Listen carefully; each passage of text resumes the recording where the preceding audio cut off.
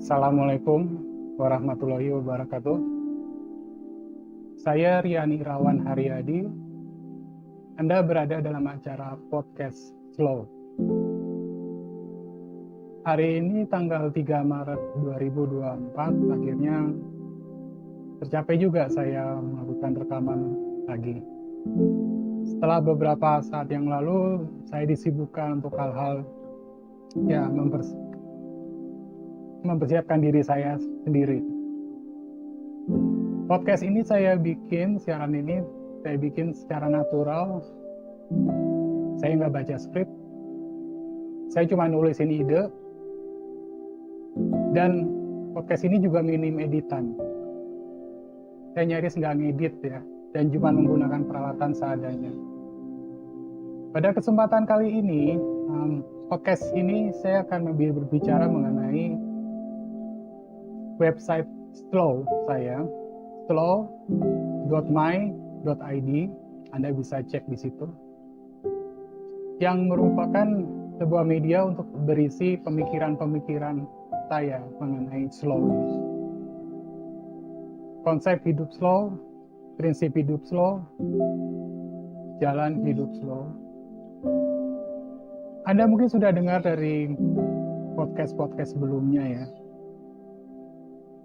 Ya, semenjak saya terkena tumor otak dan tumor itu berhasil diangkat bulan Desember tahun lalu, kemudian saya recovery, saya mendapatkan banyak sekali pencerahan, alhamdulillah dari situ, dari penyakit itu, dan akhirnya sampailah saya di sini. Tapi kita nggak akan bahas mengenai tumor otak saya lagi, kita akan bahas mengenai slow itu. Jadi website slow itu yang terdiri dari pemikiran saya, hasil kontemplasi saya, itu merupakan gabungan dari 3 bagian. Yang pertama adalah slow itu sendiri, sebagai sebuah jalan hidup yang saya rumuskan, yang saya pikirkan. Entah itu benar atau tidak, ya, tapi itu adalah yang terbaik yang bisa saya pikirkan. Kemudian yang kedua adalah berisi mengenai digital balance. Apa itu digital balance? Digital balance adalah sebuah ilmu yang saya kembangkan untuk menyeimbangkan kehidupan alam dengan digital. Sebagaimana Anda ketahui, kita sekarang hidup di dunia yang serba digital. Segala macam frekuensi beratiran, baik yang energi besar maupun energi kecil. Semua itu mempengaruhi kita, baik atau buruk. Ya. Dan disitulah kita perlu yang namanya keseimbangan digital life. Jadi karena itu saya menulis sebuah konsep hidup pelajaran digital balance, dan itu semua terangkum dalam website Slow ini.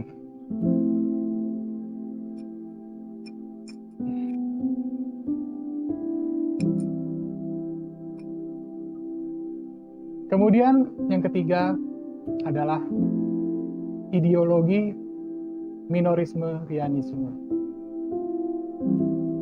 Apa itu ideologi minorisme rianisme? Itu adalah sebuah ideologi yang saya tulis.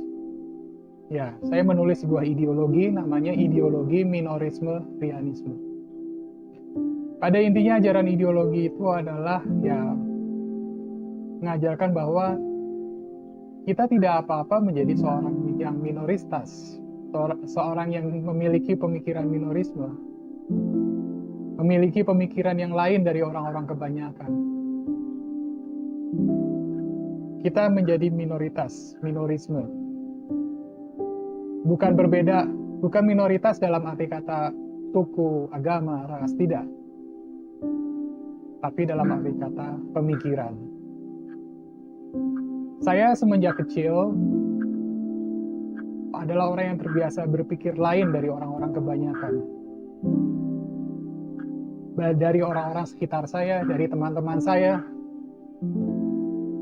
Orang-orang kadang-kadang saya merasa orang lain mikirnya apa, saya kok berpikirnya lain sendiri gitu. Ya. Orang lain mikirnya gimana, saya mikirnya kayak gimana. Jadi banyak yang ngira saya itu orang aneh.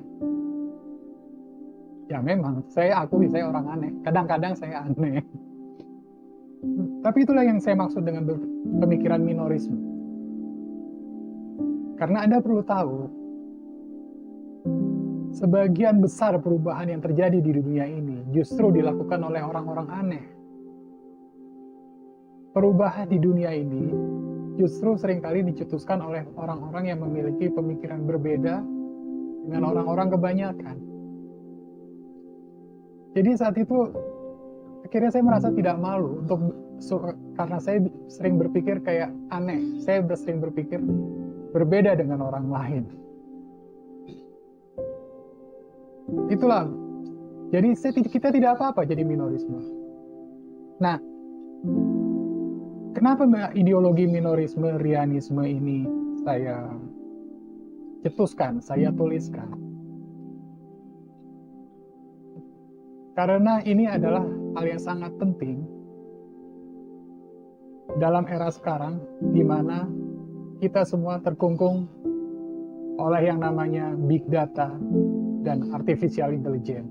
Ya, Anda bisa belajar konsep big data dan artificial intelligence ini di blog-blog saya yang lain seperti Ahli Coding dan Indonesian Programmer. Jadi intinya itu adalah sebuah teknologi ya, yang membuat umat manusia saat ini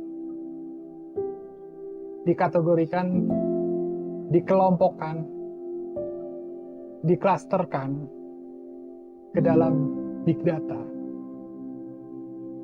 Dan dengan big data itulah semua umat manusia pada hari ini dikontrol.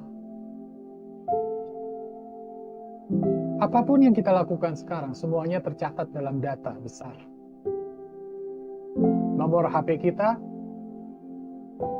nomor NIP kita, nomor BPJS kita, paspor kita, cakapan email kita, WhatsApp kita, semua itu tidak hilang. Semua itu terrecord dalam yang namanya big data. Termasuk beberapa aplikasi, baik dari pemerintah, swasta, media sosial, semuanya terekam dalam big data. Ya, terus kenapa? Ya, terus big data itu tidak adalah hal yang netral sebenarnya, tapi dia bisa disalahgunakan oleh segelintir orang untuk kepentingan mereka, untuk menggiring manusia supaya mengikuti keinginan mereka. Dan ini yang sangat berbahaya. Akan ada satu pemerintahan yang akan diatur oleh data, big data. Saya menyebutnya sebagai dataisme. Suatu sistem pemerintahan, sistem politik, yang semuanya berdasarkan data, big data. Dan kita semua manusia akan diatur oleh yang namanya artificial intelligence, kecerdasan buatan.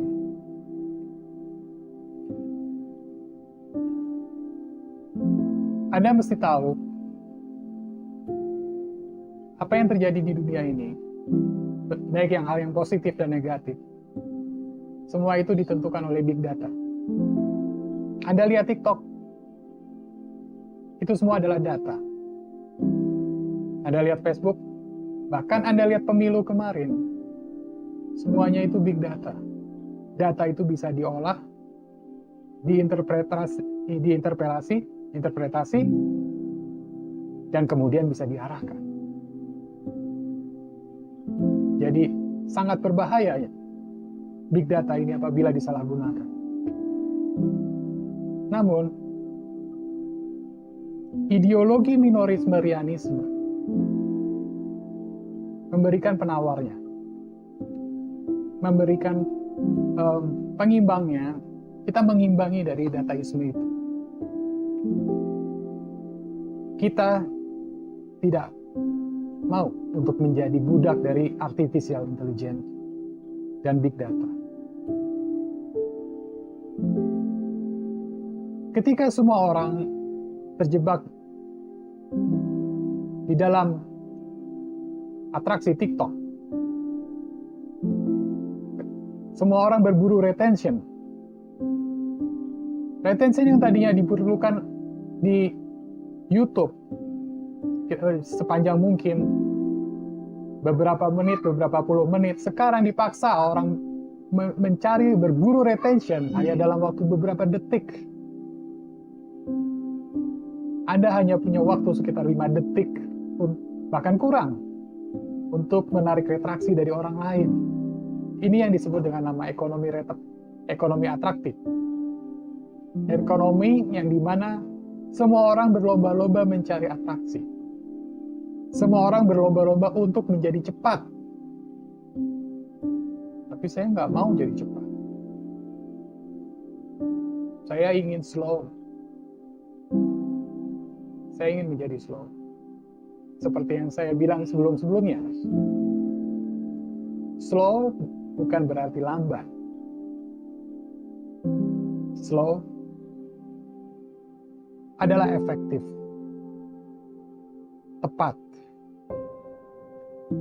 tepat dalam bergerak, tetap dalam berpikir, tepat dalam berbicara. Kita tidak perlu terburu-buru. Kita bukan TikTok.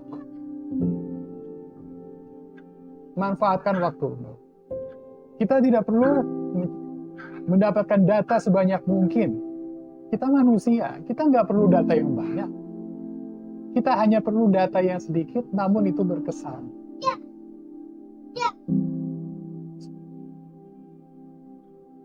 Dah. Kita tidak perlu data sebanyak itu. Jadi lagi rekaman. Itu apa? Itu, nanti kesana dulu ya, Jadi lagi rekaman. Oke? Ya. Jadi, Saki kesana dulu, Saki. Jadi lagi rekaman. Ya sudahlah, Anda lihat sendiri. Inilah slow, oke? Tidak perlu memaksakan apa yang terjadi. Dan itulah yang ingin saya sampaikan pada kesempatan kali ini. Silakan Anda kunjungi website saya untuk membaca pemikiran saya jika Anda mau, jika Anda bersedia. Setelah itu kita bisa diskusi, kita bisa saling ngobrol mengenai prinsip hidup slow ini. Jika Anda tertarik, jika tidak, saya tidak memaksa. Silakan slow.mind.id. Anda bisa membaca ketiga pemikiran saya tadi. Slow, digital balance, dan ideologi minorisme rianisme. Sampai di sini dulu. Video ini saya tidak edit sama sekali. Kita jumpa lagi di lain waktu. Assalamualaikum warahmatullahi wabarakatuh.